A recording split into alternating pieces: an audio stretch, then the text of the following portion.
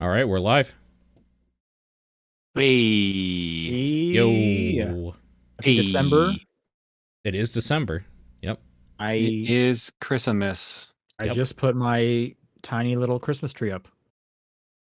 Yeah, us too. Oh yeah? We put ours up right before Reese left. It was like what she wanted to do on her birthday. So we've had our Fair tree up enough. for like a week and a half already. Sure. You Fair guys enough. have like full-size trees or Full size, yeah. We have a tall tree that's skinny, like not okay. like a fat tree or whatever. So, Right. the cat, our new cat, this is his first Christmas. So it's been that tree basically just doesn't exist decorated. He is knocking everything down, and it's adorable, but also really annoying. Right on. Okay. you know. John, real tree, fake tree? Fake tree. Fake tree. Real trees too much hassle. Yeah, agreed. I mean, I We agree. yeah, Like that's like a thing my mom did every year. Got a real yeah. tree. Yeah, That's what we used to do back home too, was we used to do real trees all the time and they just became so annoying to my deal parents with. too. Yep. Yeah, I don't know. In fact, well, actually, my mom's like way into decorating. She would have two Christmas trees each Oh year. man. One fake one and one real one. So there was like a decoration bonus tree in a different room. So Nice. yeah. Hey, before we begin, Paul, you had a little game for us. I did. So we were talking. You know what? Let's do some housekeeping because one of the things is that Oh there's not yeah, going to be a normal show next week. that's right. Yeah, run us. What's the housekeeping, Paul? All right. So first of all, should we just do like just jump right in or Sure, this sure. Yeah, this is the top down perspective. Duh. It's December 1st. I'm Sean on Booker. Paul Fleck? John Wheeler. All right. Here's some So housekeeping. housekeeping, Shovel Knight Dig. We're talking about that tomorrow.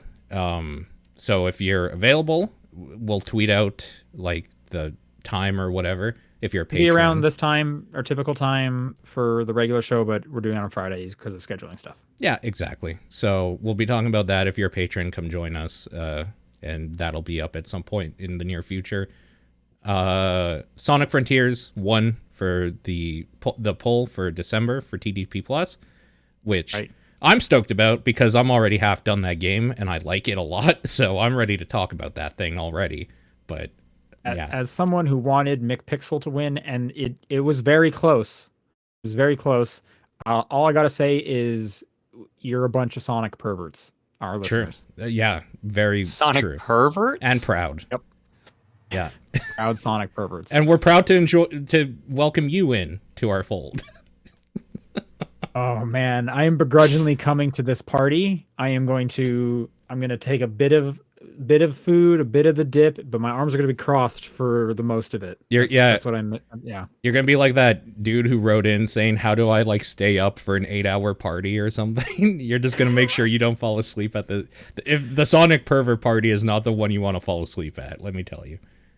What? Yeah, like I think it is almost like 100% guaranteed. If you fall asleep at a Sonic party, someone is drawing a dick on your face. Yeah, yeah, you're getting off light if that's all that happens to you. I'm excited to talk Absolutely. about that game though. I quite enjoy it, and maybe most importantly for Game of the Year stuff anyway, the community poll or survey is now up, and the Yeah, Patreon poll is up as well. yeah. If anyone's new to this, check our Twitter, check the Discord. But you can submit your games of the year. We have a bunch of categories. We have a new category this year with cozy or wholesome game of the year. So you have until, correct me if I'm wrong, December 20th. December 20th, yeah, hard stop. And this year Yeah. you can actually edit your responses up until the 20th. So if you play something and you're like, actually, this is way better than this, you can go back in and change things up this year.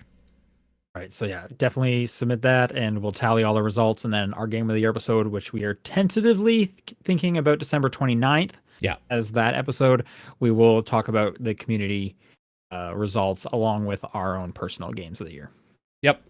Usually a pretty fun time, so be Absolutely. around for that. But okay, there's not going to be a show next week because Sean is going to the Game Awards. Yeah, I'm gonna I'm gonna be on stage. No, I'm gonna go see it in Take a couple person. awards home with them. Yeah. Yeah, He is the I'm gonna- best indie game. On behalf of try McPixel. and outdo Joseph Fares for swearing at the Game Awards.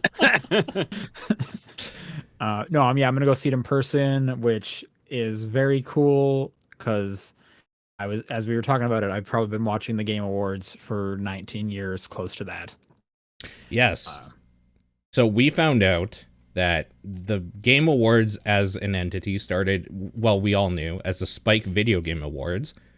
Back in 2003, we know this because we were talking about it, so I decided to look it up, and I have every winner that Spike had from 2003 to 2013 before it became the Game Awards or Video Game Awards or whatever that Jeff Keighley does. So I thought it'd be fun if we went through these and see if you guys can guess what won the Game of the Year award from 2003 to 2013. Okay, real quick. Yeah. John. Yeah. How many are there? 20 to 3 to 13, right? So there's 10? There's 10. Yeah. Or okay. John, out of 10, how many do you think you're going to get right? 4. Or wow, I was going to say 1 for myself. I have to look up what came out. That's still these not a years, passing so. grade. Are we getting told what was also like up for running, or are we guessing off? No, I just have a guessing. list of the winners, so you feel free to Google games that came out that year and go based on that. Okay, I feel like that's how we I'm have to doing do it, that because so. otherwise it's just gonna be like I don't know what came out in 2000. I'm googling best games of 2003. Yes, exactly. Okay. And then I'm basically just going off Google's the 9 that are up top here. So then I'll drop my guess down to 2. Then in that case, yes, Fair exactly. Okay. Starting first. So Spike TV. Oh, you know look what? At this list. These link to other pages. I can give you the the nominees. Okay. I go back to 4 then. I go back to 4. So I'm gonna go up to 3 then, and let's do it that way. Gotcha. Okay. So starting with 2003 for Game of the Year, the contenders were Madden NFL 2004, Freedom Fighters, Grand Theft Auto Vice City, Legend of Zelda The Wind Waker, SOCOM 2 U.S. Navy SEALs, SSX 3, Tom Clancy's Splinter Cell, Star Wars Galaxies and Empire Divided, or Tony Hawk's Underground. What a list that was. So many. Oh my gosh. Also, my God. I think if we could just look at that for a sec, a Madden game being in a Game of the Year list, that's like unheard of. Yeah, it's on crazy. Any game site. It's like, crazy. No one would do that, right? Like, this list is insane.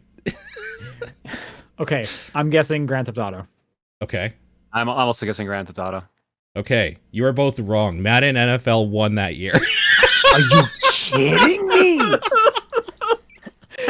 No fucking way. So let me get this straight. It's the first year they're doing it. They're like, hey, we've started this whole thing. Games are serious now. Yep. And they gave it to Madden? Yes. That's how they're planting their flag. Shit. Yep. Holy shit. Oh my gosh. For no points or whatever, do you guys want to guess who hosted that year? If you remember. It's pretty unmemorable. Please be John Madden. No. Halle Berry. Probably like Jamie Kennedy. David Spade. Oh my gosh. This is such a time capsule of the era. Oh my god, it's so good, dude. It's so good. All right. Okay. That's hilarious. 2004 Game of the Year contenders were Grand Theft Auto San Andreas. This is a fucking list. Holy shit. Grand Theft Auto San Andreas, Burnout 3 Takedown, Half-Life 2, Halo 2, Metal Gear Solid 3 Snake Eater. Okay, so they trimmed the list. A lot, yeah. I could almost see any one of these taking it. Yeah, I'm leaning Halo 2. I'm leaning Half-Life 2. Okay. The winner was San Andreas that year. Why did we not go? I didn't even hear San Andreas on that list. I would have said that. It Fuck. was the first one. So, Yeah. so they realized their error from the year before, and they're like, "All right, we'll give it to Rockstar now." Yeah. 2004 host. Do you have the host? I do. Yeah. I'm never gonna guess it. This one might be like more gettable. It was Snoop Dogg. Great. That More was around the gettable. time he was gaming. So Yep. That was before Like he Snoop Dogg was a voice streamer pack for though. Call of Duty. What's that? Said they still make Snoop Dogg voice packs for Call of Duty. Oh yeah, he's still in the gaming sphere for sure. People love Snoop Dogg. Okay, 2005. Game of the Year nominees were Resident Evil 4, God of War, Call of Duty 2, World of Warcraft, or Fear First Encounter Assault Recon. World of Warcraft. I was thinking God of War until I heard World of Warcraft. So, God of War just seems like it would make so much sense for Spike TV. Sure. I'm going God of War. Okay, it was Resident Evil 4.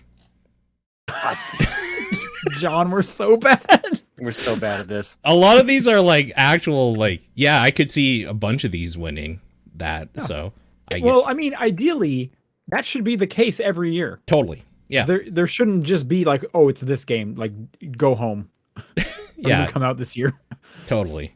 The host for that year, sorry, just let me go down, was Samuel L. Jackson. Nice, good choice. Yeah, good choice. Oh, that was the Snakes on a Plane year, wasn't it? I think so. Yeah. Yeah, it had to be. Yep. 2006. Game of the Year nominees were Okami, Gears of War, The Elder Scrolls 4 Oblivion, Guitar Hero 2, and Tom Clancy's Ghost Recon Advanced Warfighter. I know, there's always like, one of these things is not like the others. Exactly. Yeah. Oblivion. Yeah, I'm going to say Oblivion as well. You're both right. It was Oblivion. We're on the board. Finally on the board. There Jesus. you go. Do you want to guess who did that year? Hint, it's somebody I've already mentioned that hosted another one. Samuel Jackson again? Yes. Dog? No, it was... They brought Samuel Jackson back? Okay. It was Samuel L. Jackson, yeah. 2007, we had Halo 3, Mass Effect, The Orange Box, and BioShock. That's crazy. They didn't put Call of Duty 4 on that list. True. They didn't put Rock Band on that list? Wow. True. Hey, bud. Read that list again. I need to hear that list again. Sure. It's Halo 3, Mass Effect, The Orange Box, and BioShock. Ooh. The smallest list yet. Yeah. I'm going to say Halo 3 because around this time, Halo 3 was so massive. I'm going to say Orange Box. Okay. It was BioShock. God damn it, that was my second guess. BioShock 1. Sam Jackson did that year as well. That's 3 in a row? 3 in a row. Okay. All right. 2008. We had Little Big Planet, Grand Theft Auto 4, Fallout 3, Metal Gear Solid 4 Guns of the Patriots, and Gears of War 2. So they didn't put Grand Theft Auto 4 on that list. That's pretty interesting. No, I said it. Little Big Planet, Grand Theft Auto 4, Fallout 3, Metal Gear Solid 4, and Gears of War 2. I'll say Grand Theft Auto. I'm going to say Grand Theft Auto, but I'm betting it's Fallout. You're both right. Okay, good. Yep. Good. 2008 was a different person. It was Jack Black. I don't think you would have got that one, so I'll just say it. No, I'm not going to get any. That he'd be a fun host. Yeah, I don't remember. I watched all of these. I don't remember any of them. So take that for what it's worth, I guess. 2009, we had strong year. Assassin's Creed 2, Batman Arkham Asylum, Call of Duty Modern Warfare 2, Uncharted 2 Among Thieves, and Left 4 Dead 2. Oh, that's a good year. That's a strong year. That doesn't even include like Borderlands 1 came out that year. Like, Yep. there's more. Yeah, Dragon Age Origins came out the year. I'm giving it to Uncharted 2. I could see it being Batman though. I need to hear that list. You know what? Modern Warfare 2 was on there. I'm gonna say it was Modern Warfare 2. Okay.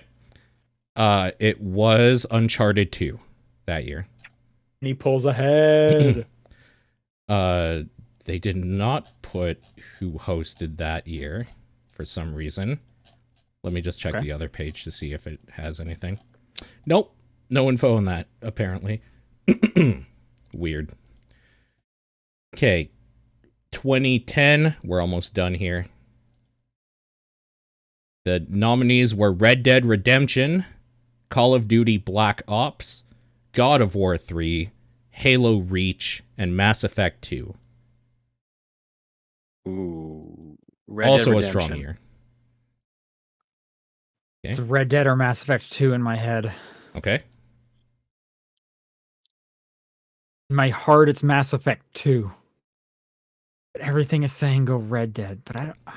Everything is right. It was Red Dead. I would have gone Red Dead. That was Neil Patrick Harris did 2010. Sure. That was his upswing back into like mainstream popularity, I think, around that time. Maybe a bit before that, actually. I think that's How I Met Your Mother was already on the air at that point, wasn't it? For a few years at that point, yeah. Yeah. All right. 2011. This is probably going to be an obvious one, but here are the nominees anyway. Yep. Legend of Zelda Skyward Sword, Portal 2, Batman Arkham City, The Elder Scrolls V Skyrim, or Uncharted 3 Drake's Deception. So Nintendo finally makes it on the board. Mm-hmm. Skyrim. Skyrim. Yep, it was Skyrim. Yeah. I mean, Nintendo was on earlier too. Remember, Wind Waker was on. Yeah, that's true. Oh, you're right. You're right. I forgot about that. Zachary Levi hosted that year. Okay, sure. 2012. I clicked the wrong link. Hold on. We're in peak Chuck territory right now. 2012. The nominees were Assassin's Creed 3, Dishonored, Journey, Mass Effect 3, and The Walking Dead. Huh.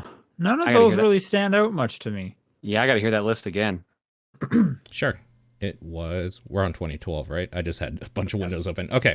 2012. Assassin's Creed 3, Dishonored, Journey, Mass Effect 3, and The Walking Dead. Actually, I think I know the answer. Okay. So I will say after John, because I actually think I remember the answer. I think this is the year Journey was a surprise upset, wasn't it? So I'm going to say Journey. Okay. I'm going to say The Walking Dead. It was The Walking Dead. Yep. Damn it. So you did remember. Because I specifically remember because I was listening to a lot of Idle Thumbs at this moment, and I remember seeing those guys like stand up for the award. Oh, okay. Sure. 2012 was hosted by the one and only Samuel L. Jackson. He loves games. Or he's easy to get. And 2013, strangely enough, I do not have the nominees for.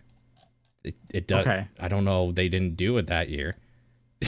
Okay, well here, so I have Google's like 9 games that they give me that they think were the best games of 2013, and John and I can probably pick because it's always in one of these. Yep. Oh, sure. yeah. Wow. This is an interesting list here looking This at is this. a crazy list. So it's stuff like Last of Us, BioShock Infinite, Tomb Raider reboot is in there, Saints Row 4, Grand Theft Auto 5. It's got to be one of those, right?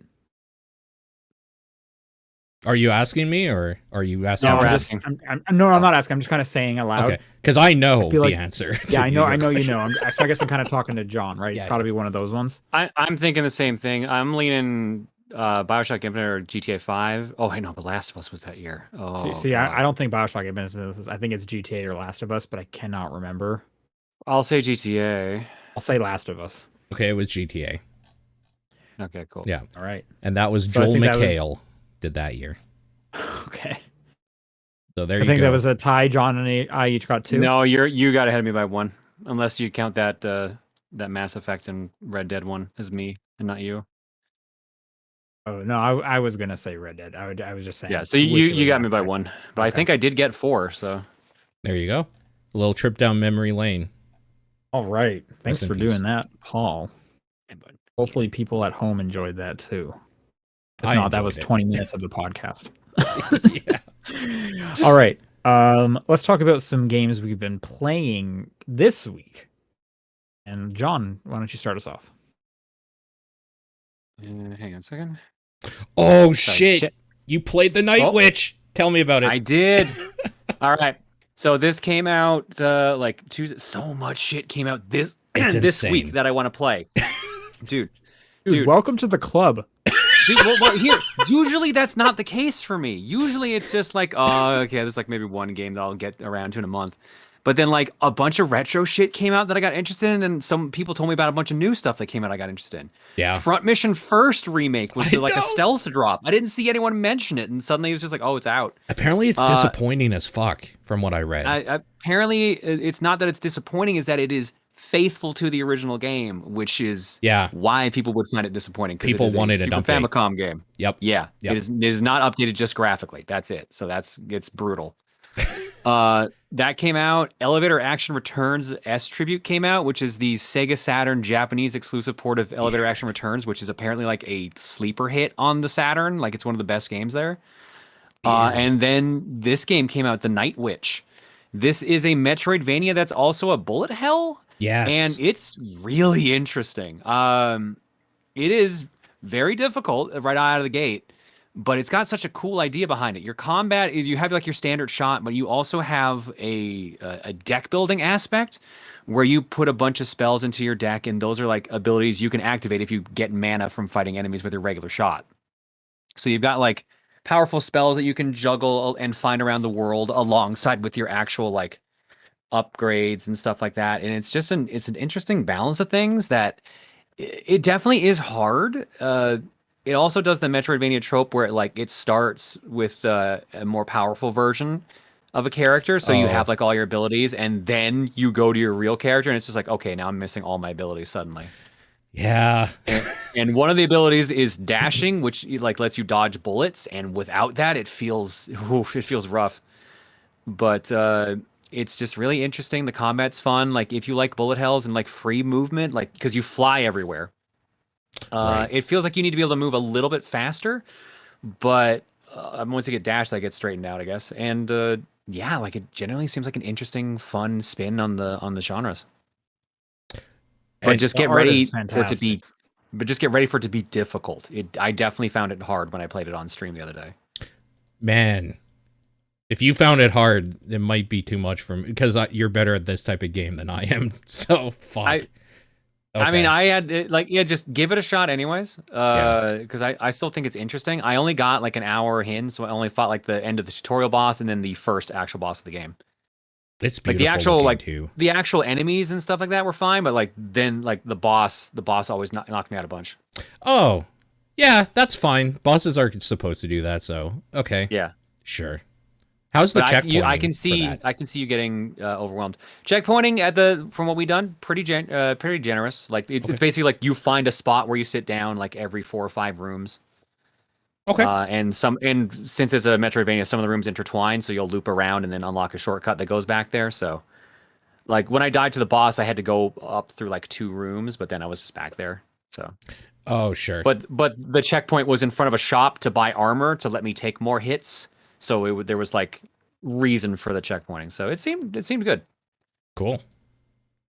The other game I played was a game that came out a couple years ago called Billion Road. Now, Billion Road is kind of like Fortune Street or Dokapon Kingdom. It's a board game where you move around and you buy properties. Oh, this looks neat. Yeah, but they have a bunch of weird aspects to it at the same time. You find monsters around the field, and you hire them, and they do different effects. Like, okay, if I land on a plus money space, you'll give me more money. If I land on a minus money space, you'll make me lose less money. But there's also combat, but not against the other players. There's combat against kaiju. They send in giant monsters randomly that will destroy your town, like your businesses and stuff, unless you destroy them in time. So there's like a tactical aspect to it where you have to like, oh, this one's got good attack power and its ability will help if that happens, or like you'll make sure I don't lose money off of this. there's all these aspects you need to balance while also racing around the map to get to a goal. And whatever color monsters you bring in gives you like bonus money for getting to the goal. And the big thing is whoever's the farthest away from the goal gets a negative follower. And that negative follower is brutal because 9 times out of 10, they will cost you a ton of money or sell off your properties or just like genuinely keep you farther and farther behind in the game. It's brutal. I don't think I've played a game like this that's that brutal. Like this is more brutal than Dokapon and Mario Party, which I was stunned by. Yeah, this does not sound like it's for me then. No, but like it's got an interesting single player where you keep knocking out AIs and they keep adding in more over years. Each turn is a year. Or sorry, each turn is a month, and then you pick how long the game goes by years. So it's like, okay, 12 turns, 24 turns, 36, etc. They go through like that. Mm-hmm. And there's all these like different random events that happen based on whatever shops you own, whatever monsters you have, etc. It is, if you're into these kind of games, it is very interesting, and I do recommend it. But just get ready for it to be frustrating if you are on the losing end of the game. Sure. Okay. It's cool looking. Yeah. I also finally started Pokemon Violet, but I didn't hit any glitches, and I only played it for like an hour. It seemed all right. Okay. Like it didn't even like you must have seen like the frame rate nonsense. That's right? not really a glitch, though. I saw the frame rate nonsense, and apparently like they patched something today, so I don't know what actually got changed. Oh, okay. But yeah, the closest thing to a glitch I had is I panned the camera down when I was standing in water, and then my character stood on top of the water. Sure, that's happened a few times. We're going to see a lot of stuff just kind of floating around. I know, and I'm excited to play more of it. And the gameplay seemed fine, but it also, it's Pokemon. Yeah. Who did you start with? Sprigatito. Oh, okay. That is I feel like that's an unpopular one. I haven't heard many people picking that one. The cat? Really? Well, okay, so Chompy Boy is usually the one I see people picking, Fuecoco. But I picked Sprigatito because it's a cat. And also I hadn't picked a grass starter in years, so. That's fair.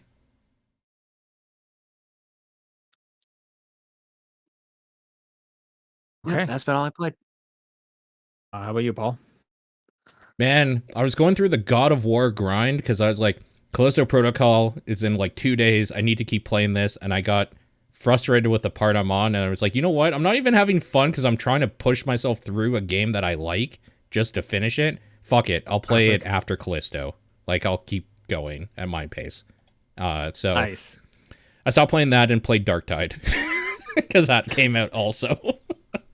Also, just to touch on Callisto real quick, I think I hear it's like 14 hours, so it's not terribly long. Right. I figured that's about the length like Dead Space 2, wasn't it? Yeah, that sounds about right. Yeah.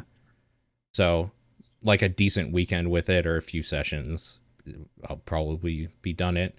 Darktide, though, that is Vermintide again, so that's cool. But it's new, and I haven't seen it 1,000 times. So I started that. It's pretty fun. I don't know that the class I picked was necessarily a great choice. I wanted to go with the veteran sharpshooter class or whatever character because it's different enough, right? It's like shooty in a Vermintide game. And I don't think the shooting is like amazing. I guess I've been playing Call of Duty as well at the same, like in my spare time, just between work or whatever. And that like the shooting in that game is good. So going to a subpar one where the main thing your character does is the shooting feels kind of shitty. So I might restart with like a more melee focused character, like the Zealot or something like that.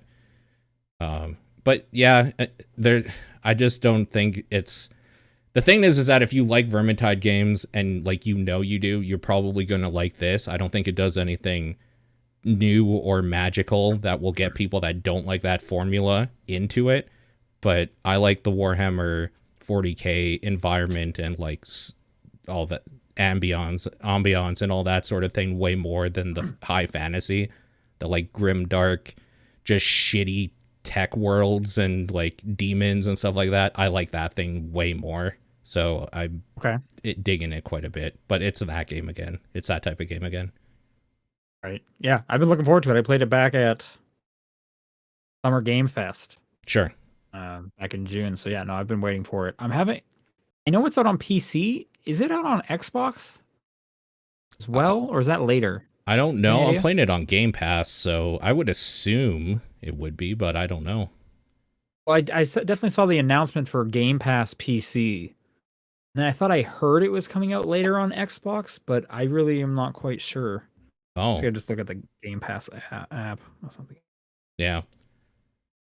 Yeah, and also there's that. It's on Game Pass, so like if you already are subscribing to Game Pass, it costs you nothing to just jump in and try it to see if you like it. Yeah, see what's weird is it's not on the like recently added list. Mm, but So I if you think it might search it, is just it be there? PC. Oh, okay. I don't know. It could be. Their release schedule has been weird because it's also technically been out for like 2 weeks for people that pre-purchased it. So, you know, It they looks like it's just PC. I don't know what the release date is for Xbox. sure, yeah. I think that game typically is $40 though, so kind of nice to see a cheaper game these days. Yep. And if you like that formula, you'll get like 100 or some hours out of it. The replayability is off the wall for those types of games. So, yeah, Nice. it's fun. That's really all I've been doing. I checked into Citizen Sleeper again because it got its second free DLC around Halloween, and I hadn't played it yet. I will say, if people are interested in Citizen Sleeper, specifically the DLC, wait till all 3 chunks are out. The third one comes out sometime early 2023 because it's a connected story, and I completely forgot what happened in the first chunk. So it was like referencing all these things, Hmm. which I was just like, I don't know, man, and just kind of blindly making my decisions, not really knowing what was going on. It's kind of short, too. So, okay, I guess here's the question for me personally. Is this a good enough game that like I should check it out anyways for Game of the Year talks? Because I'm not going to be able to check out all of the DLC if it comes out Yeah, in January. I think you should check it out Okay. before Game of the Year. Okay. There's also like you can kind of leave that game whenever you want because it just has different endings. There's no like main core ending really. Right. So you can just kind of like play as much as you'd like, and you'll start collecting endings, and then you can decide, I think I'm good with what I got, or you can just go and see how the other stuff wraps up. It's kind of like a series of stories you can play through. Okay. And then the side quest, the DLC quests are similar, and they take place like after everything's kind of happened. But yeah, it's a pretty short game. I think you could probably play through the whole thing, and like if you do like everything like I did, 6 hours. Wow. Then each of the DLCs are like 90 minutes long. Okay, so it's actually considerably shorter than I thought. I was thinking like maybe 10.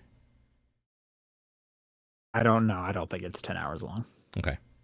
Cool. So John, this game, when you said that you had a game kind of sleeper release last week, Mhm. it made me think of Need for Speed Unbound, which came out this week. Yeah, so Yeah. what the hell's up with that? So like it just seemed like it came out of nowhere, and I Yeah, heard if word you of guys mouth is remember, good. this game was announced 6 weeks ago, I do remember. Yeah.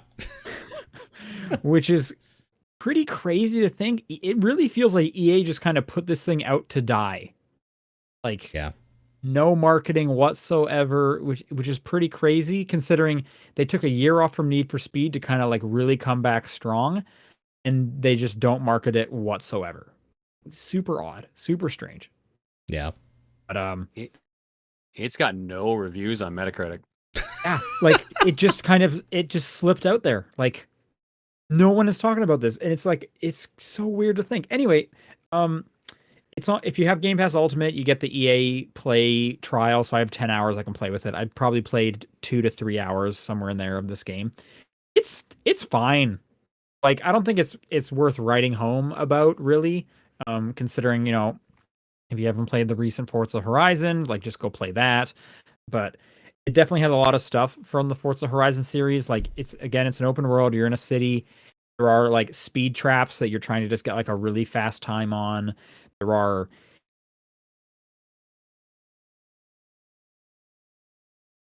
Nope, did we lose him? Yeah, I think so. For a second, I was like, wait, Did I EA doesn't want disconnect? anyone talking about Unbound at all. They had to take Sean out. Oh man. We were going to be the ones breaking the news about the game. Yeah. How dare you give us any promotion? Wow. Okay. Well, for what it's worth, it looks cool. It does look really neat. The little bits I saw on Twitter were like, whoa, this actually looks like really good. Is it still Criterion? Apparently it is, according to Yeah, Sean. it is. It's weird look how they don't have any like marketing behind this. Like looking on Metacritic, like the viewer reviews was like 7.9, but like it has no professional reviews, and apparently it still has a countdown for release on those on there too for at least 2 of the systems. Every review I'm seeing looks like it's very good too. Yeah, user So. score 7.8 for the PS5 version, and the other 2 systems for some reason still have a countdown. Weird. Yeah, maybe it's under embargo. It is weird that we lost Sean right as he started talking about it. Can't talk about Unbound, not allowed. Man, that's a bummer, because the next game he's going to talk about I wanted to know about. So I hope he comes back. Oh man, you know what? I since he's not here, to fill some time here. Yeah. Oh, he's fully gone now. Okay, I was gonna say I was bummed out that we have to do Shovel Knight tomorrow because I got an early code for Callisto Protocol, and I'm like, fuck, oh man, I don't have the time to play this right now. Yeah, dude, fucking, oh my god, Shovel Knight. We can't really talk about it because there's like people that pay for it, but it's driving me up the fucking wall. Dude, yeah, no, like we're gonna have some discussions tomorrow if you're a Patreon member, because I'll just say the TLDR, it's a good game, but holy shit, it's a good game, but like when I'm done with it, I never want to see that fucking thing again. I'm so mad. I've been screwed so many times. It should be an interesting discussion. I am wondering. Yeah. I want to know Sean's opinion. I feel like this is always one of those, like, I want to hear what Sean has to say. Sean's definitely a wild card, I think, in a lot of situations. So, Sean says, "My mom blew a fuse." Oh, like as in the house. In the house. Okay. Yeah, yeah, when I read that the first time, I was she like, got mad. That doesn't seem like his mom. No, computer. literally a fuse. Like, his mom is really nice. I can't see her doing that. My computer's on the lawn right now. I have to go clean it up. She just hooked it. Yeah, dude, I'm so excited for Callisto Protocol, though. Like, oh my god. I've been waiting for that game since they showed it, so I've been considering, like, do I stay up and just play it when it's available? Well, when does it drop? I thought 4 o'clock in the morning our time, according to Steam's thing. Let me quickly check here. Meta's got it a 79 on PC out of 5 reviews. Yeah, 45 minutes until game release. So a lot of people are pissed off with it. So we'll see. We'll see what happens. Yeah, like it's got some weird DLC thing, doesn't it? Or like some people were, I don't know. I haven't been following it on purpose. Well, okay. They put kill animations behind a battle pass, which is extremely scummy. It's so fucking scummy. Also, apparently it's crashing a shit ton for a lot of people, which makes sense. That's a bummer. Probably. I don't know. I think I am so primed to be amazingly disappointed in a way I don't usually get, because I don't have expectations for games anymore. I'm so primed to be just so mad at this game. So we'll see. I'm gonna put it as a starting game option for Cookie on Saturday between that and like Front Mission, and I'm gonna laugh if Front Mission wins. Dude, Front Mission's totally gonna win. Let's be real. It's probably gonna win because Callisto's gonna be like really gory and people are not gonna want to start with that, but we'll see. That's fair. Yeah, that's fair. I am excited to play it though. I'm also really excited to just play Dead Space, the remake, again, even though I played that game like less than a month ago. Or I guess a month ago now. So that'll be good too. And yes, Sean will be coming back eventually. This is taking a bit. So people shouldn't worry. Now I'm thinking, like, do I have another game I can talk about while we're biding time here? I guess I just played Xenoblade. Oh yeah, okay. Oh right. I was gonna say you're still doing that, huh? But like, of course you are. That's like a 500-hour game. It's not 500 hours, but yeah, it's gonna take a while, and like I had to keep spacing it out a bunch. How far in are you? If you know, I Uh, guess. I saw a bunch of people saying I'm past the halfway point at the very least. Oh, okay. Are you Because I'm not grinding? doing 100%. I'm doing. I am over leveled because Oh, I've been doing side quests between streams, so I can actually like not have to do it on stream. sure. But yeah, I'm trying to think here now. We're like level like 65, the party averages or something like that. Oh, okay. And storyline wise, I think we're probably at like the 60% mark or something like that. Okay, cool. If I had to guess. So I'm gonna have to crank the streams another couple few more. I think people were saying I'm probably gonna reach the end around like stream 18, and that was stream 10 yesterday.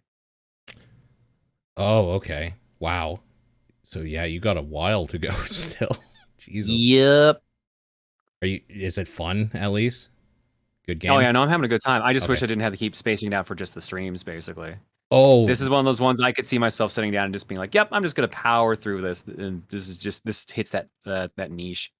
It I does make me want to play like the second one, and I'll probably grind through the second one like when I am out of Xenoblade spacing. But at the same time, it's just like it's also still a really long game. yeah.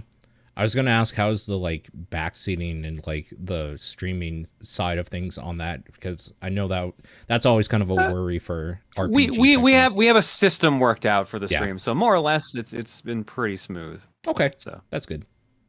oh yeah, I guess I could talk about this too because Keaton Kid brought up. I got a new phone now. Oh, okay. Finally upgraded my phone. This was a Galaxy S6. Now it is a Galaxy S22 Plus. So I've gone Jesus up in the world a little Christ. bit. Jumped up a little bit.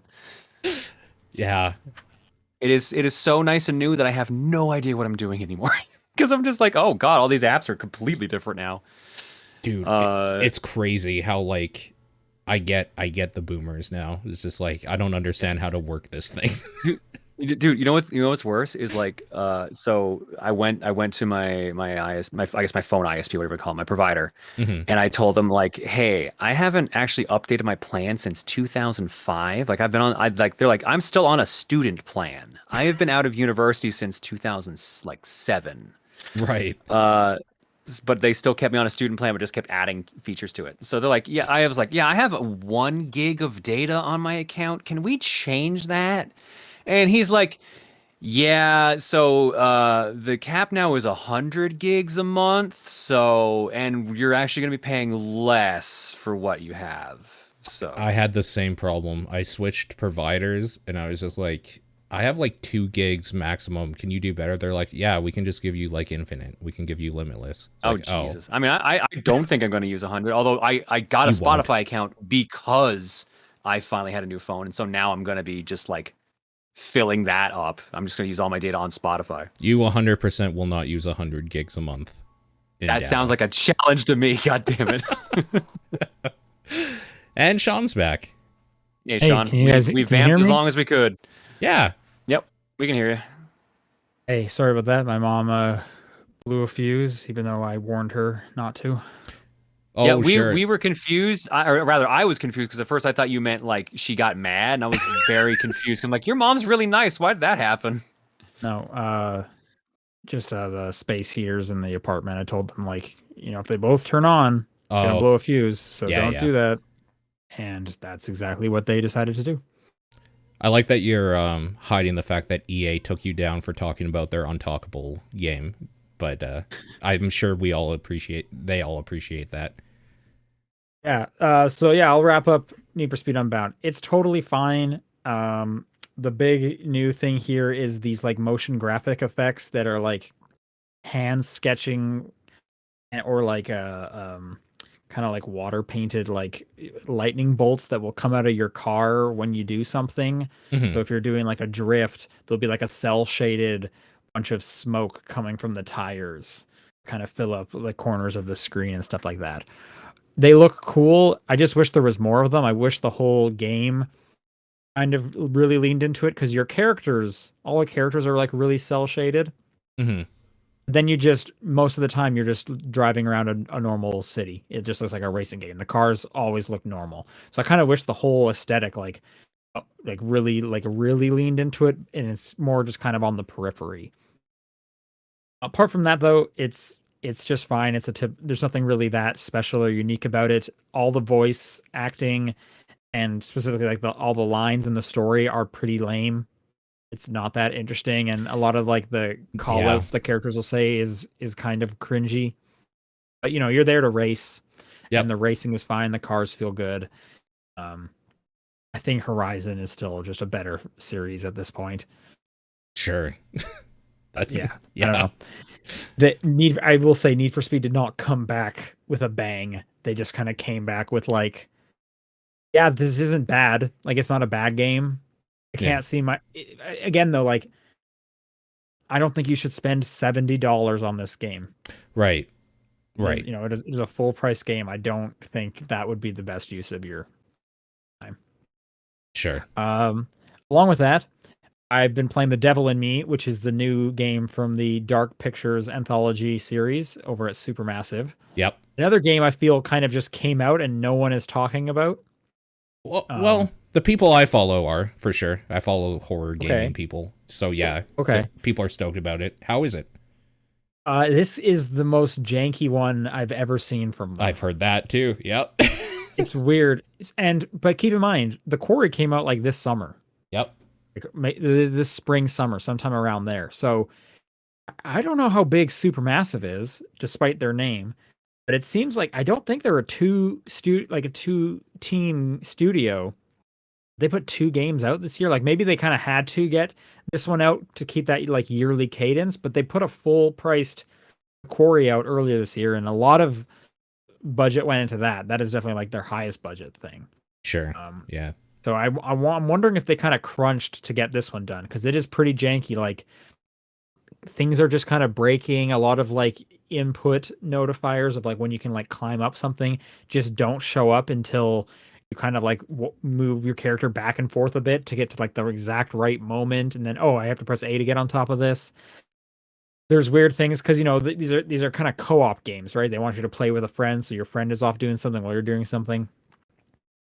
You're following the same path together. Someone is like crawling like under something. You can't follow them underneath it. Like early on, there's a part where like there's a bunch of parts where you're climbing up a ladder. I can't get on the ladder until my friend finishes on the ladder. So I'm just like standing there waiting around and thinking to myself, I really hope there isn't a scenario where we're getting like chased by a monster.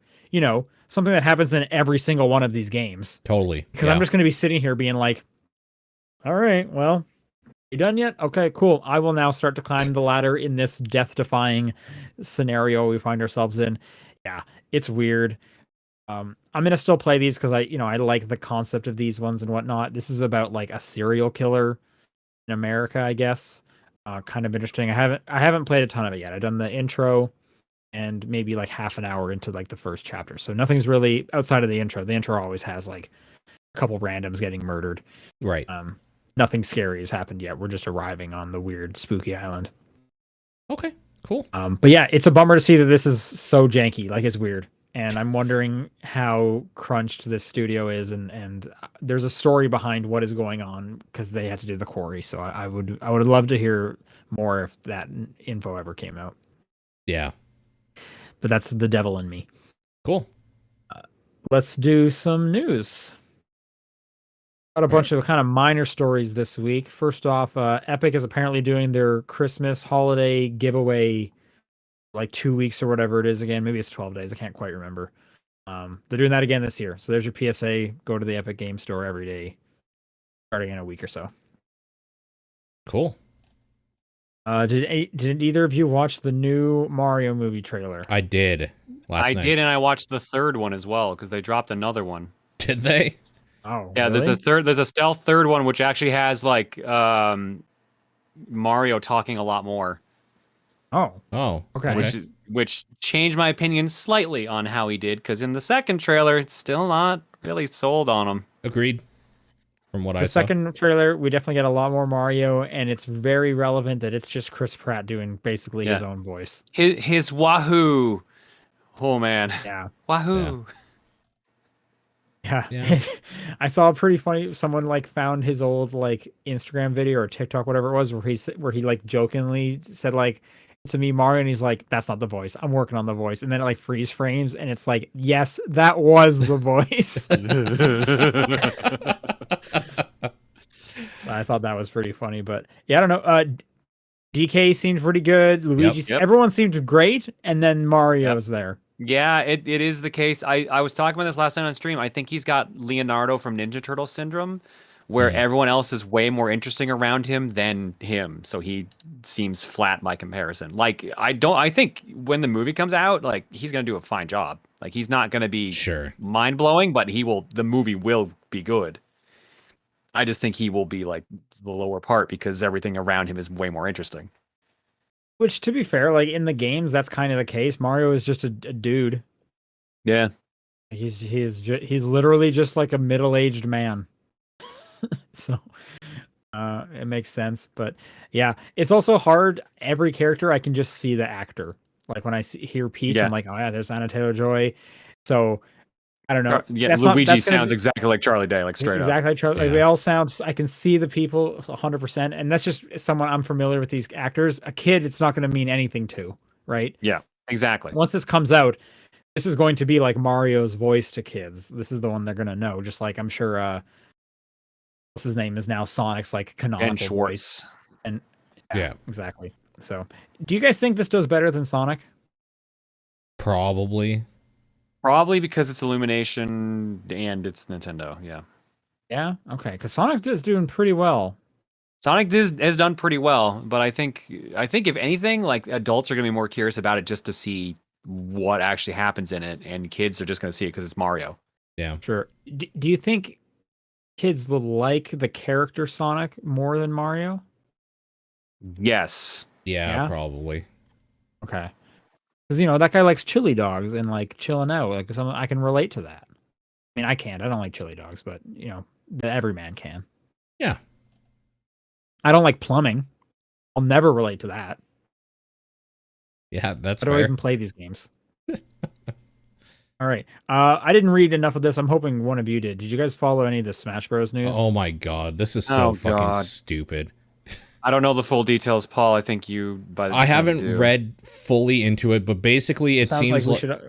Sorry, go on. I'm gonna say it sounds like a story we should definitely talk about since none of us know what it is. Yeah. So it's one of these things where there was a Smash tournament or whatever going on, and then somebody from what's their name, Panda or whatever, and from a different rival tournament company, from a rival company said, we really suggest you like stop doing this because this is kind of our territory. And then they told on them to Nintendo. Apparently, Nintendo said you sent them a cease and desist, and then Nintendo came out and said, we never did that. That's a lie. So it's just this weird fucking drama that's going on that I don't understand who's actually at fault here. Oh wait, did Nintendo? I missed the part where Nintendo said they didn't do that. Nintendo came out with a thing saying like, what was their response? Let me see if I can find it. It was something about like, we didn't do this because we know it would like basically piss off the community or something. I have the quote right here. Nintendo did not request any changes to or cancellation of remaining events in 2022, including the 2022 championship event, considering the negative impact on the players who were already planning to participate. Yeah. So it's one of these things now, like, do we believe Nintendo did that? Or is this a weird, like, well, we technically didn't because this wasn't an officially licensed or recognized No, I think one. you're missing something here. It's the fact that the paragraph right before it.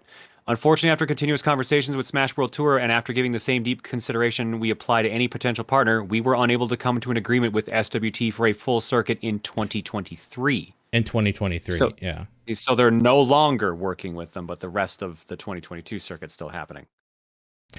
Right, but the 2022 circuit is apparently being canceled by Panda, even though they don't have that right to do. It's like, it's so convoluted. I didn't read too much into it because I don't care about Smash like tournaments personally.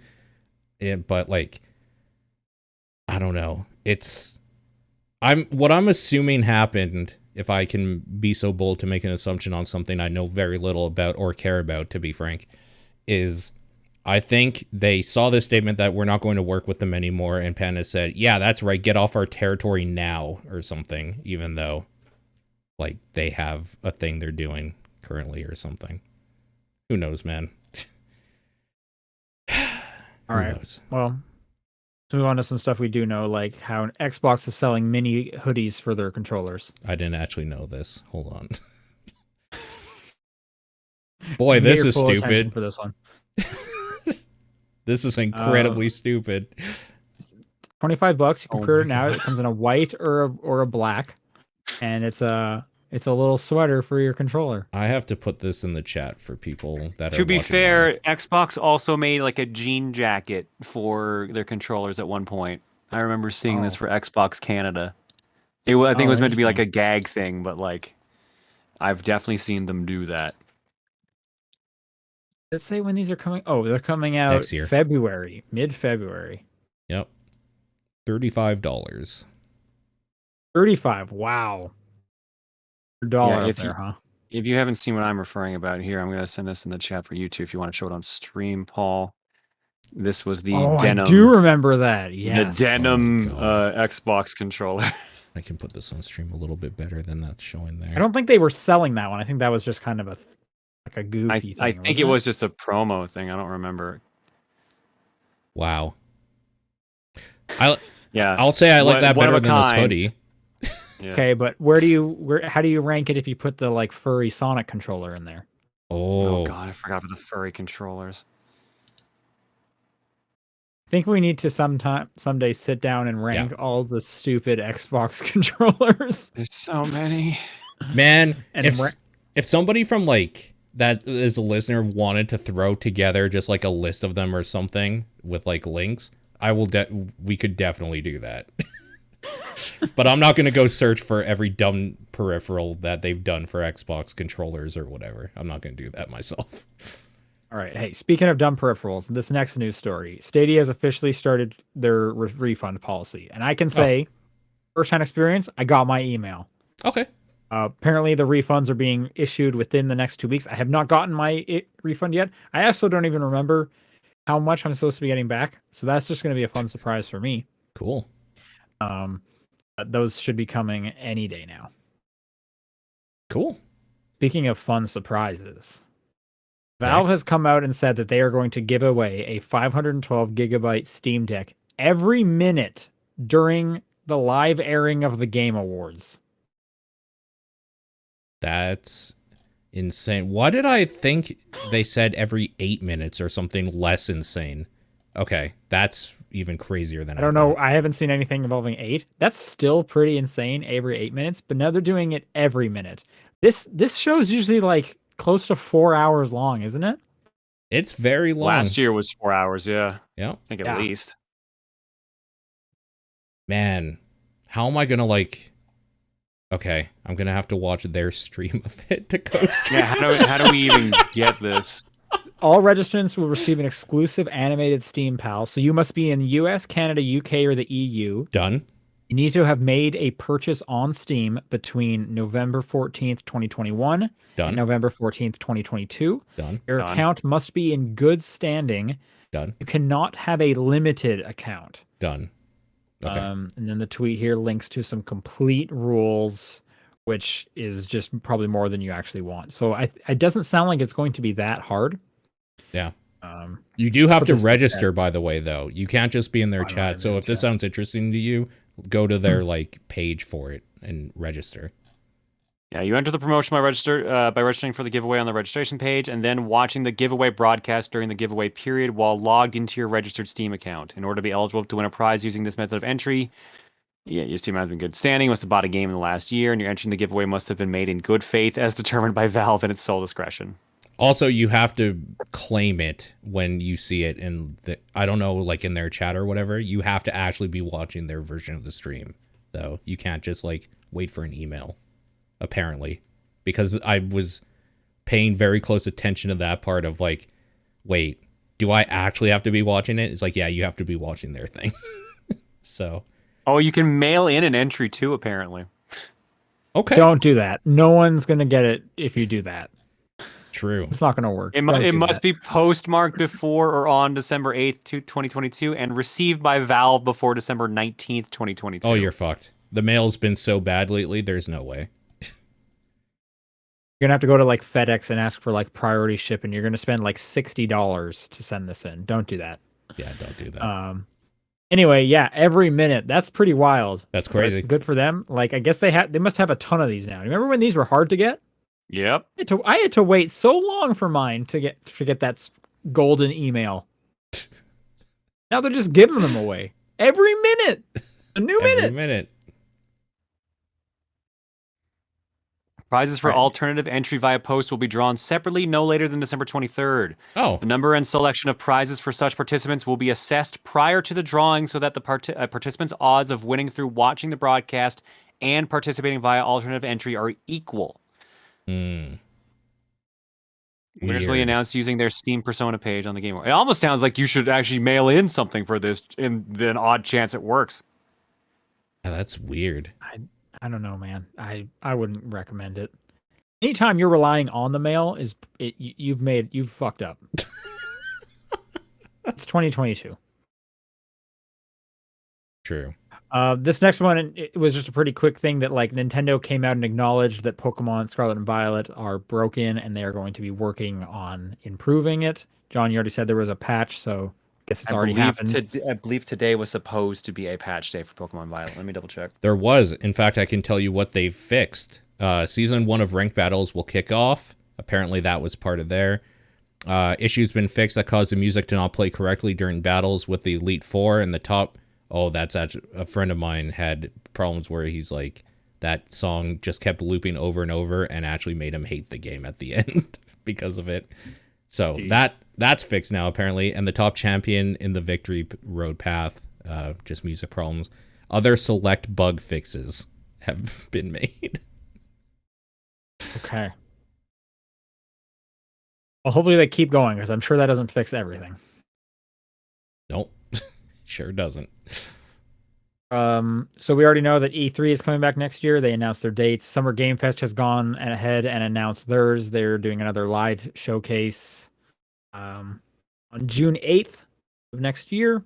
No word yet if they're going to repeat their in-person event that I attended or not, but E3 season is definitely going to be in full swing. Okay, that makes sense. And in relation to live events, Playdate announced today that on December 8th at 3 p.m., so a few hours before the Game Awards, they are doing the very first Playdate Community Awards show, an independent celebration of great Playdate things. It sounds like it's going to be drawing on stuff from the community as well. They said there will be some special announcements, so I'm sure there will be some stuff from internal as coming. Maybe that doc or something. Who knows?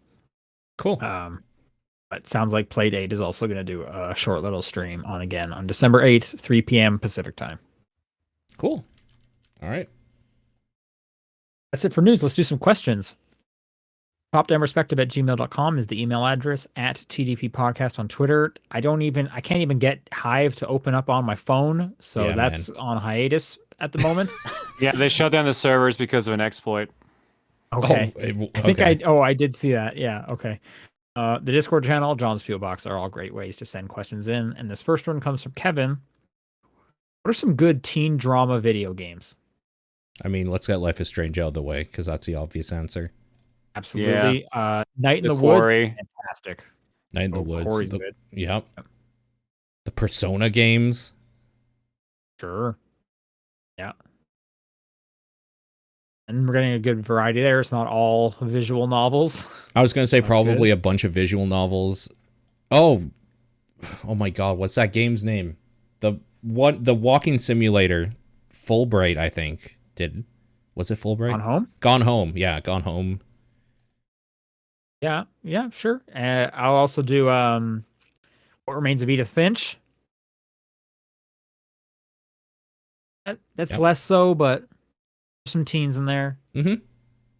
I think like the most kind of like teen one. I think Night in the Woods would be Yeah. like my first one to go to. Like Like that a- is definitely like teens hanging Yeah, out that's a good one. with other teens and chatting. And like a full coming of age sort of thing. Yeah, for sure. Absolutely, yeah. Boko writes in, what's a feature you'd like to introduce to your favorite franchise to shake it up? Example, a new type of Pokemon, a new alignment in Shin Megami Tensei, or switching a linear game to an open world one. I'd like F-Zero to have a new game. That's how we would shake it up. Yeah, that'd be really cool. Kind of existing. Yeah, I like it exists. Sure.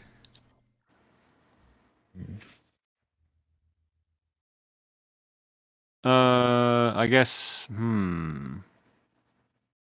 See, with a lot of games are kind of mixing up a little bit now, like at least a little bit. Pokemon's gone a bit more open world. Sonic went open world. Yeah. All right. I feel like everything has tried open world. A Donkey Kong open world game that doesn't suck balls like 64 did. Okay. Just another one. Sure. I'm surprised they hadn't. Have they only done one? Yeah, Donkey Kong 64 is the only open world DK game. Yeah. Because then they took they went on a break where they just kind of did spin-off games like Jungle Beat and stuff like that. Yeah. And then they took a big break till Returns. And then they did 2 Returns games, and then they haven't touched it in 5 years, 6 years. Yeah, I guess just in general, a Donkey Kong game. Yeah. I think the answer is Nintendo franchise and it having a new game. When was the last side-scrolling Mario game? Is that new Super Mario Bros. 2?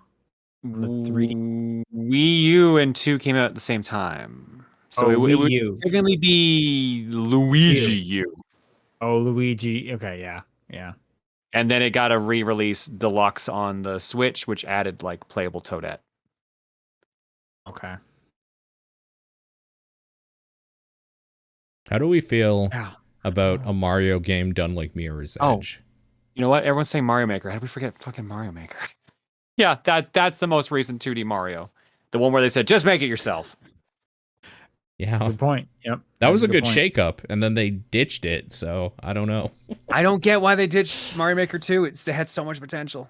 I would love if they made Animal Crossing a live service game with actual seasons.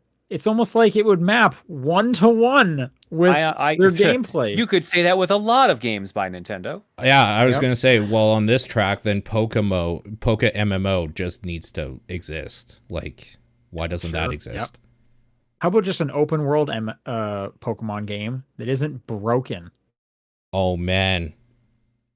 You know how I need 60 frames. I'll settle for 30. I'll settle for just 30. If you can make that work where it just doesn't dip ever below 30, I'll give you the pass. I'll give it to you. You know what? I'll settle for 15 as long as at least everything is running at 15. As long as absolutely everything at any distance is running at 15. No, I can't do it. It has to at least be the TV standard of, what is it, 23, 24 or something. It has to at least be that. Otherwise, it'll be unplayable. It is unplayable. I know. Yeah, I know. It's crazy. People have been asking for this open world Pokemon game for since the second Pokemon game, and it's this monkey paw scenario of well, here you are. We gave it to you what you wanted for so long. And then the consumer's sitting there just being did I cause this? Is this my fault? Did I want it too badly? I wish too hard. Exactly. Yeah.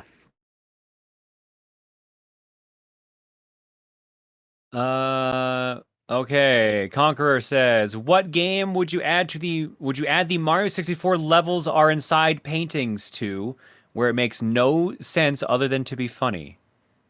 I'm trying to parse that sentence in my head. So it's a game where the character's moving around and they can just walk into a painting and they're in the painting. Yeah, the painting is a level. So they want the levels are inside paintings mechanics. So what game would you add the ability to jump inside a painting to go into a level in? Okay, so you're not going into the Mario levels. No, you're just going randomly into like a new level by just jumping into a painting. Because I thought it was like Metal Gear Solid and Snake's walking around. And I then mean, he's I like, would, oh, I would totally love Metal Gear Solid I'm for in the Snake to just kind frozen. of fall in like Bob on Battlefield. Exactly, exactly. War is hell. Metal King Gear? Bob-on. War never changes. Yeah, so it's got to be a level-based game, so it can't be something like open. Yeah.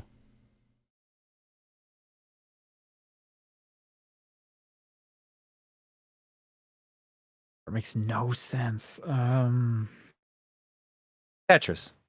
Give me the option to just go to a completely different board and level if I make a painting in Tetris. Okay, so wouldn't This that is just be like the something background wild. changing? Well, then you go to a completely different board at that point. Like you have to like warp around to different boards to kind of like clear out X amount of lines Okay, to unlock the sure. next board, or like save the overworld board from like filling up too fast. Why isn't there just like a Sonic All-Stars Racing or Mario Kart thing where like in a level you can drive through a painting to like get further ahead or something? There has to be. That is a little surprising.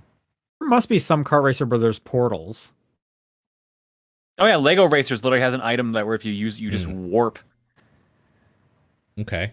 Okay, sure. But like you warp ahead of like you warp like 30 seconds ahead of where you are basically. That seems like some absolute bullshit that would be in a kart racer. Yeah. Maybe not 30 seconds, but like it's like you need to use it to win like the final race of that game. I remember it being like absolute horseshit because like it has like a Diddy Kong racing system where you have to pick up whatever color you want and then keep picking up the upgrade pieces to upgrade it. So it's like the level 4 booster is literally just like a time warp. I see. Okay. I'm starting to go back. Metal Gear might be pretty good. Metal Gear would be pretty awesome. I think that's my vote. I guess any kind of stealth game would be pretty fun. You can just uncover a painting and warp somewhere. That seems like something that would exist like in the Dishonored world. Sure. A House of the Dead shooter where you can shoot a painting off the wall that falls onto you when you're on rails, and it turns into some weird Candyland level after that. Okay. There is no cow level equivalent for House of the Dead. Exactly. I was just thinking like, yeah, kind of a cow Diablo kind of thing. All right. Christmas Suku writes. Pretty good. Dragon Quest XI has a 2D mode that replicates a retro video game near flawlessly. I think more games should have such a mode. What modern game would you give a 2D mode to? Halo, because then it just becomes Contra. Yeah, true. Okay. I'm going to say Professor Layton, because then it goes back to the great Professor Layton games from the DS. And also do the same thing for Ace Attorney. Oh, John, did you see there's like a mod to turn Castlevania into Contravania by putting the Contra dude in Castlevania? Oh yeah, they did it. They modded into Order of Ecclesia. Yeah. Because here's the thing: Order of Ecclesia's side character is just a dude with a gun. Right. So why I guess not? someone just took it to the logical conclusion of like, yeah, just make it Bill Reiser. It'll be fine. Yeah, exactly. That looks awesome. I kind of want to play that, but I haven't played Ecclesia in forever. Yeah. 2D mode. Gotta pick like an open world game first. Sonic Frontier. No, see, that's a Sonic game, and I'm trying to get as far away from those as I can. You know who could use a 2D game? The Legend of Zelda. True.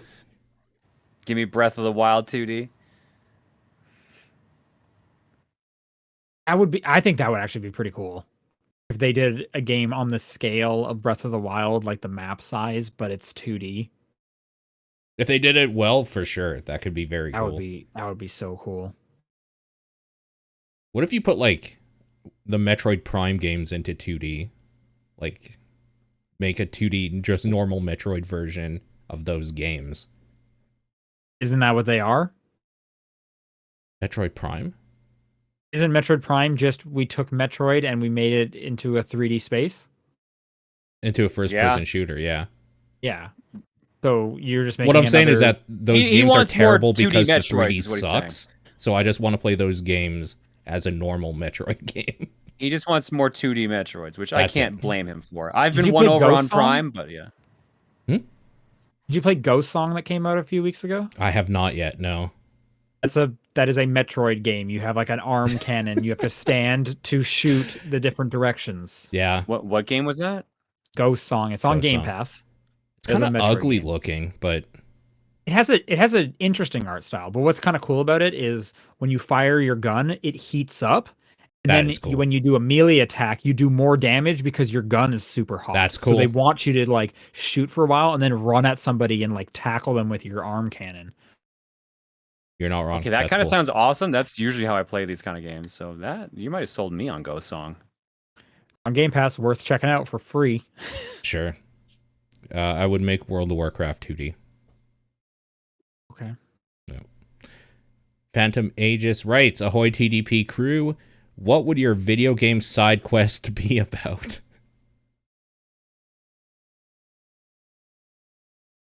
And it'd be like No More Heroes, going to the gym and working out. Okay. Mine would be someone de-alphabetize my shelves, fix them with a mini game. Okay.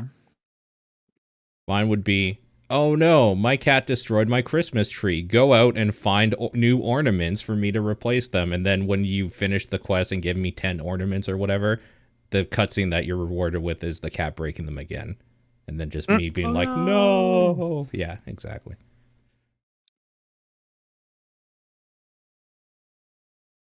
John, I think you're up with VGC. Oh, shoot, yeah. Kenny's. I thought I was the next one. VGC Kenny writes in and says, which would you rather have for the Mario movie? A 5-movie deal, but one of them has to be a crossover with the Minions in some way. Or for this to be the only Illumination Mario movie, but it ends with Chris Pratt waking up in real life and realizing he ate some weird mushrooms on his pizza that caused him to dream the entire movie. There's an obvious So- answer. Yeah, That's just the Mario 2 game movie at that point. Yep. How is it not the second one? Right, the sec- that's exactly. sa- The second one is just Mario 2, and I kind of want that now. So yeah, that's Yes. actually Game- what I want. Gave me a would you rather with a bad thing and something I actually would love to see. Right. Yeah, I know, right? Like, there's so many good things about this. First off, if they made one Mario movie and just said we're done, that's incredible. That would be so like what a like boss move, because that would never happen. That's Yeah. absolutely never going to happen. And then yes, just like a waking up, that doesn't happen enough anymore. Because it has become a joke and no one does that. And I would like to see that at least one more time before I leave this earthly plane.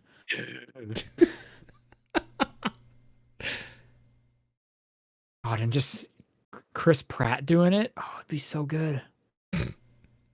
Yep. Yeah, Alright. I'm sold. I'm sold. I want it. Absolutely. Rasterman writes, I was recently listening to No Clips episode 100 special, where they rank 100 random games sent to them by the community. Would you be willing to do something similar for this podcast? Do take into account that the episode is 3.5 hours long, and with some games they had to make stipulations considering who played them, so the rules may vary accordingly. Like, no? I wouldn't want to do I- this. I would do this Yeah, do solo. on the stipulation. Okay. On the stipulation that we base it off of only the first hour of each game's gameplay. That's a Which means cool we only have to- stipulation. It's just I don't yeah. want to have a conversation where we get to a game where like two of us like and one person hates. It's like, where do we rank this? Oh, it's garbage. So like, no, I would do this alone, but I don't want to do this. So this with is two different things. Okay. First off, John, why the first hour? Because I just wanted a possible marker to be like, okay, this is the first impression this game gives us, but it's long enough to get a taste of it. It's like I would rank it then like, okay, which of these games do I want to see more of? Kind of in that sense of like which has such a good first impression that it gives me more interest. Okay, because I do think that does change it. Because like It Yeah. does. For me- It absolutely does change it. Okay, but I sure. think that's a more interesting way to do it because not everyone does like, oh, it's just we rank these games we fully play through. Give me something that you're just like doing like Okay. basically a demo. Also, this gives John also like a little more even playing field because he plays a lot of games like the first few hours of where. Yeah. Also, it's kind of bullshit to be like, this game sucks, but that ending is dope. Top tier. Like, I don't know. I mean, it depends. A lot of So people that's what do came to that. mind is like I thought of like Near Automata, where it's like the first hour is not going to do a whole lot. You need to play through that game like 3.5 Yeah, times. it's gonna be bottom of the list because there's not And one for in this rule like set. Right. every Pokemon game is now bottom of the list because the first hour is awful. Agreed. For sure. So I think it'd be that just a fascinating way to do one of those listicle things because people do that shit all the time and I just like, would give be us a nice, unique spin. I'd be more willing to do it on that stipulation for sure, because that is way more of an interesting conversation. I do think Way there more is something interesting to that. conversation and not as big of a time commitment. Yeah, sure. I think at that point you'd also have to kind of, I don't know if you would want to do 100 because now you have to like talk at length, at a much longer length about each game as opposed to just like saying the name and everyone knows kind of, oh, I understand this game. Now you have to be like, okay, hang on, wait. Oh, the first hour of Breath of the Wild is it's pretty good, but it's not as good as the whole game. So that would make it harder. Um, I am curious. I need to look at this episode how they did the stuff about who played them because that's why we have set up our Game of the Year episode as we have, and we Right. don't put a master list together. So I'm curious how they were able to navigate those conversations because, like Paul said, and this is the other thing I was saying when we kind of had two different things going on is how do you have the argument of like, well, this person didn't play it, so how can we rank it better than what they think is a better game? Yeah. And just straight up, I heard some giant bomb Game of the Year discussions that made me stop listening to Game of the Year discussions because they were god awful for that reason. Where it's just like this person's really fighting for something they love. No one else played it, so it's like not on the list or whatever. It's like, ugh. Yeah, I feel like with the giant bomb ones, it definitely comes down to like trying to win people over. That's what I don't want specifically. I do think there is merit though. Like I do think there's value in having a master list because that is when if you can collect enough people that have played enough of the games, I think there's value in creating a master list. But I disagree. Using us as an example, there's just it's our lists are too different. Yeah, like, there's for sure. no way we could do that. Our So taste it's not is even worth completely trying. wild. Yeah. Exactly. Yeah. But there's Also- usually at least one game that's like, yeah, this was like on all three of our lists or like high enough on two lists that it probably would have been the game of the year for the podcast. Yeah. But listen, this is a great Patreon thing. So if people want to pay to listen to this, I'll do it. Yeah, I wouldn't be surprised if we did this as one of our like unique episodes. You know, we Wisdom of the Ancient style or whatever. If you want us to pay to talk about 100 games that we may or may not have played and put them in a list, I'll do that. Sure. We gotta make like a high end like goal or something like that. I don't think we do 100. Yeah, 100 is crazy. It would take so much time, and I think it would just be way more manageable. I really need to listen to this episode. I'm very curious, kind of how they did it. Well, that's why I said like because they said 100 random games. That's why I was like, no, we can't do the entire length of 100 games unless they're like all 10-minute games. Like that's bonkers. Yeah. You know, maybe like another idea is like let's rank every game that has Mario in the name. That's still 100 games at least. You think it's 100 games? Really? I absolutely do. Wait, I would Mario guess, in the like, name, maybe not. Mario in the game itself? No, Mario in the name. No, Mario in the name. That's definitely 100, at least 100. Really? How many games have? I would have said Mario maybe in 60. the name. Mario's been in over 200 video games since its creation. Okay. Oh, now I do think Mario in the name is probably over 100. I didn't realize it was 200 just in that he's been in. Well, no, because you would take out all the like Smash Bros games. You would take out, you know, any Donkey Kong game where he showed up in. And you'd still probably be at like 120 or 30. And maybe I'm mistaken. Maybe I didn't think it through all the way. 200 Hang is on, so much. I'm gonna give you a quick blitz guess here based off of this quick search I've done on Wikipedia. Okay. The list of games Mario has been in has 215 instances Okay. of the word Mario, but this is the Wikipedia page. Yeah. And take out 34 from the bottom and take out 180. another 6. So take out 40 out of 215. So like and 170. that is how many games have Mario in the title. Okay. Well, it's somewhere around Yeah. 170. So maybe we Okay. don't do that. That's more than the original question. By like Well, almost I told double. you. I bloody told you. I would be down to maybe do like an off series for Patreon where we do that for like just game series or franchises and not To too rank like the entire franchise. and like yeah, just not spend a lot of like time like well this had this and the like just all right, what do you guys think? This is probably the best, right? Yeah, probably. Okay, there. Well, at some point you're going to have to start breaking it down and getting granular, and that's the whole Yeah. point. That's the Right, but you don't have the to do good it for stuff. all of them. Maybe like the top like 3 to 5 or something. I bet you do it for the top handful of them, but you also have to do it for the bottom handful of them because you need to figure out which one is the worst. Which is the worst? Yeah. Yeah. That might even be like a more interesting part of that list. Because I feel like a lot of franchises, you could probably narrow it down to one or two as like everyone knows these are the top ones. But what's the worst one? Mm-hmm. Oh, see, no one talks about what the worst one is. Yeah. All right. Maybe. That's going to do Maybe. it for questions. We clearly have a lot to think about. People would like to send in questions or, I guess, podcast ideas to the show. It is topdownperspective@gmail.com, at TDP Podcast on Twitter, the Discord channel, or John's P.O. Box. What's your game of the week? Night Witch. God of War Ragnarok. I'm going to give it to God of War. I played God of War this week. So Yeah. Of course you God of War did. gets it. We're just stuck in that pattern forever now.